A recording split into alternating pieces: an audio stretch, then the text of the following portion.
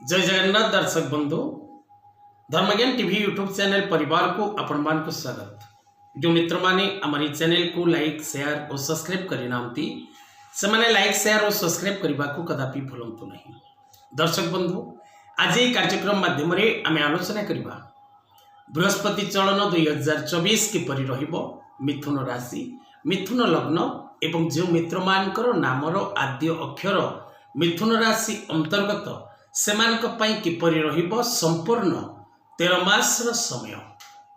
2023 मे ठारू 2024 जून 25 जून पर्यंत किपरि रहिबो मिथुन राशि भविष्य। दर्शक बंधु मिथुन राशि राशियाधिपति युवराज ग्रह बुध मित्र ग्रह शुक्र एवं शनि। मिथुन राशि राशियाधिपति बुधंक सहित बृहस्पतिंकर संपर्क शुभकारक नुहे। मिथुन राशि व्यक्ति विशेष मानकर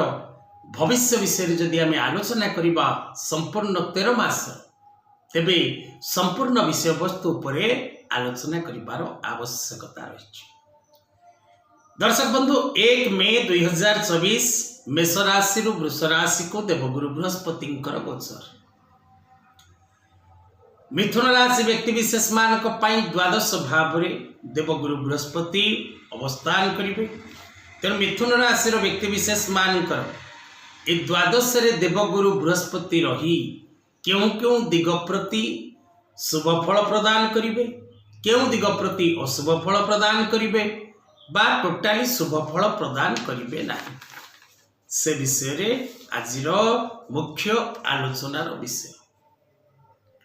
जो माने निज पिलांकर जन्मकुंडली देखा चाहूँगी नुआ जातक प्रस्तुत करने को चाहूँगी ज्योतिष शिक्षा करने को चाहूँगी एवं जो माने निज घरर वास्तु संशोधन करने को चाहूँगी नुआ घरटे निर्माण करने को चाहूँगी वास्तु विजिट करने चाहूँगी आपणकर ऑफिस वास्तु हो फैक्ट्री वास्तु हो स्कूल वास्तु हो बा जेकोसी वास्तु को जदि आपण संशोधित करने को चाहूँगी से विषय तले दिया नंबर रे जोगाजोग करंतु एवं मुक्तेश्वर ज्योतिष गवेषणा केंद्र परिवार सहित परामर्श करने को भूलु नहीं। तेज दर्शक बंधु विशेषकर मिथुन राशि व्यक्ति विशेष माने 3टी नक्षत्र अंतर्गत ही था 5/3 6/3 7/3 मृगशिरा आद्रा और पुनर्वसु नक्षत्र को नहीं मिथुन राशि गठित होता है। तेणु ये 3टी नक्षत्र प्रत्येक व्यक्ति विशेष मान को 13 मासर समय कष्टप्रद रही संदेह नहीं। कारण मिथुन राशि व्यक्ति विशेष मान को जदि आम देखा तेरे विशेषकर देवगुरु बृहस्पतिंकर अवस्थिति द्वादश भाव रे तेणु द्वादश भावर गुरु गोचर हिसाब रे शुभ फल प्रदान करे ना। व्यय क्षेत्र में गुरु अवस्थान करिसंती निधन आपणकर धन हम विशेषकर आपण धन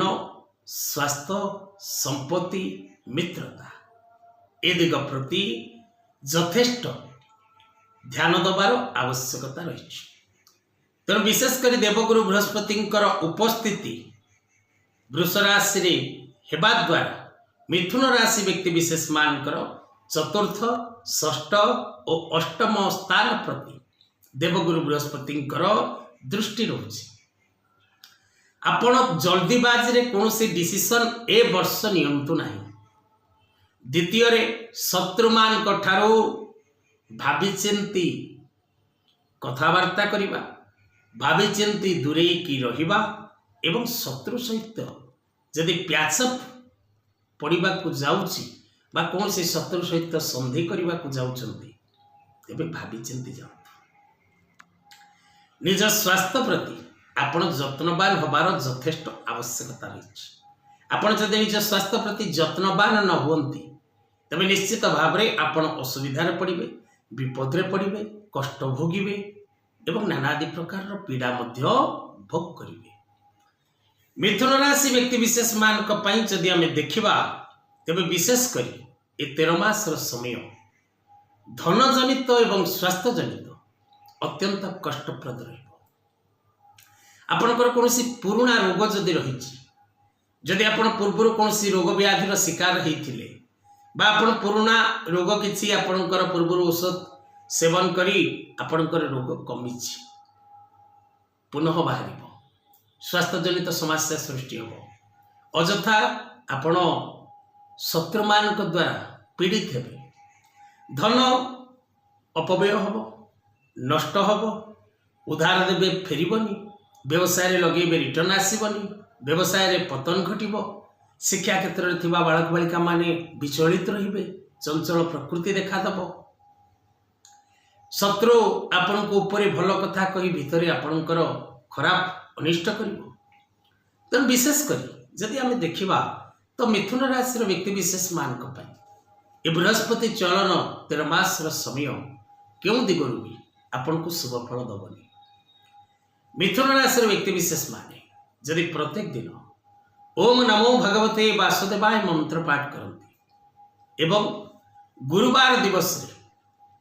कदली वृक्ष किंबा तुलसी वृक्ष मूल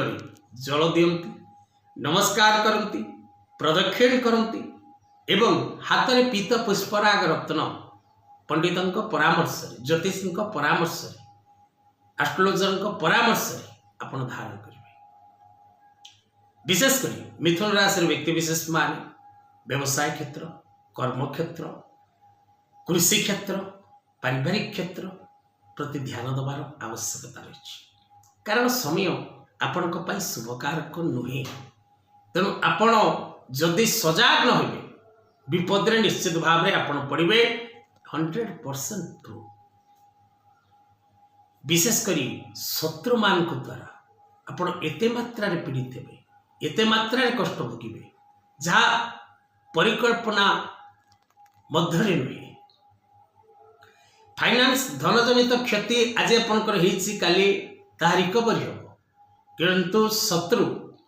जदि आपण को कौन सी प्रकार बदनाम करने को चाहिए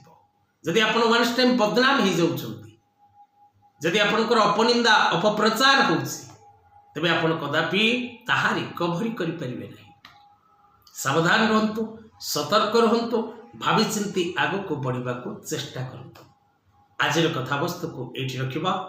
जय जगन्नाथ।